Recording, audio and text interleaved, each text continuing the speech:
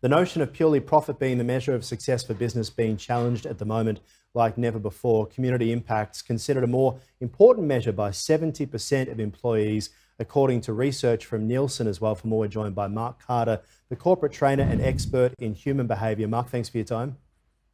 Hey, Aaron, thanks for having me. Great to see you.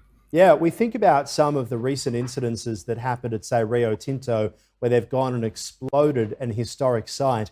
And for the first time, we're starting to see shareholders really say, hang on a minute, this isn't good enough. And now employees are following with that as well. And actually, for the first time, probably having a voice.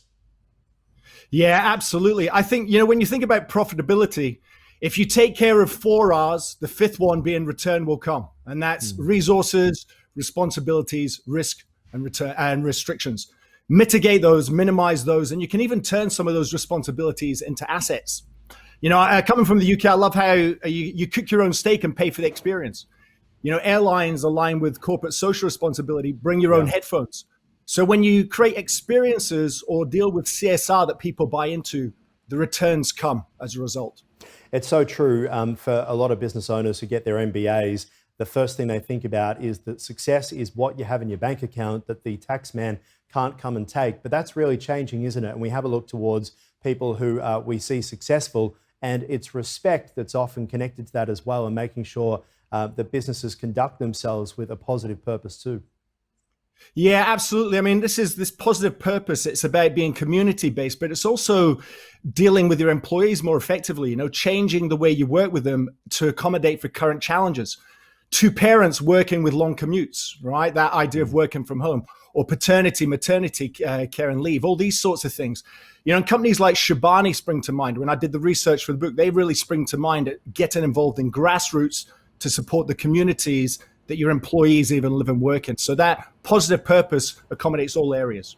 It's interesting because a lot of businesses that get involved in community, there's kind of a little bit of a, they want a bit of a kickback. I think about McDonald's, giving $5 meal vouchers to community footy teams.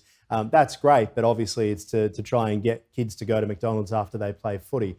Is the real measure businesses that do things for the community without expecting anything back? I think there's a great dance that companies can play and a fine line they can walk. And there's 2 examples spring to mind, right? Last month, you would have seen the announcement potentially Atlassian, right? Putting a fund up, $70 million as an eco fund system for startups that are cloud-based. Now that's smart because it's generosity, it's giving and creating, but it will come back to them in dividends. Probably my personal favorite, because I interviewed with myself last month, who's the founder and CEO of Who Gives a Crap. Now they've turned this boring product, right, toilet paper, into something phenomenal, and they do it on a business model that is 50% towards the charity and profit, and 50% back in to invest to keep growing. And so it's creating this business model that makes a difference in the world. 2 billion people without a toilet, buying great toilet paper from them, you're impacting the world. So I think you can do it well by looking at your business model even.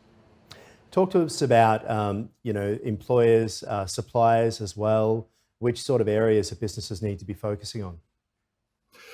Which areas in what regard, Aaron? Sorry, how do you mean with that? Which areas? When we're speaking about the community and community-based, how to try and get the message through to employees. So it's one thing for management to say, we're really focused on cutting our carbon footprint, and then the employees come through and they're throwing out their Starbucks coffee cups every day. Suppliers on the other side, you think of McDonald's, huge number of suppliers.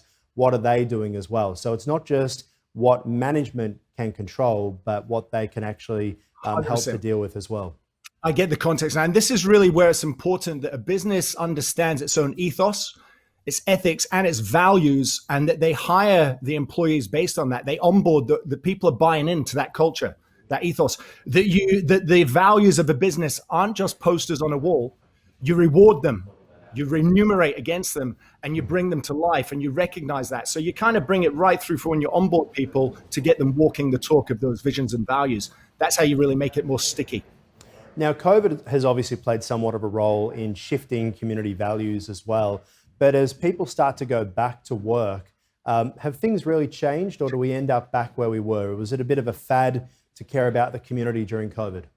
I love it. It's a great question. From a human behavior perspective, I see this, people are a bit like rubber bands, right?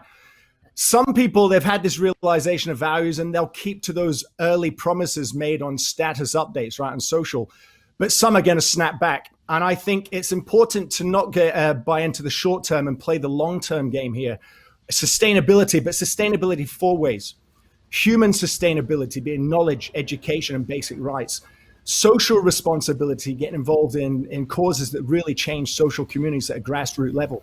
Yeah. Economic sustainability with circular loops to pump money back into the right causes. And then often the one that people relate to when you talk about sustainability being environmental. What is the footprint that we're impacting? And when you really align what you're doing with these four for the long term, you're going to win in the long game.